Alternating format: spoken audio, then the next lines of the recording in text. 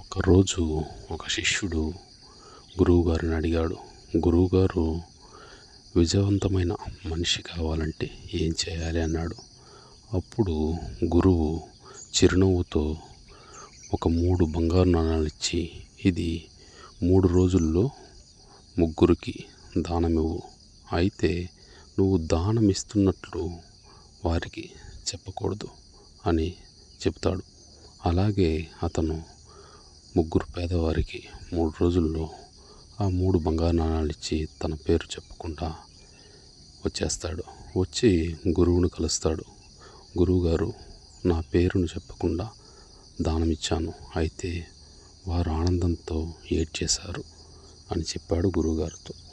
అప్పుడు గురువుగారు, అది నీ విజయానికి మొదటి మెట్టు అని చెప్తాడు. నిజమైన దానం అనేది పేరు కోసం కాదు, మనసు కోసం చేయాలి అని చెప్తాడు. పేరు కోసం కంటే మనసు కోసం చేసేది గొప్పది అవుతుంది అని చెప్తాడు. వీడియో నచ్చితే ఛానల్ సబ్స్క్రైబ్ చేసి వీడియోకి ఒక లైక్ చేయండి. Thank you.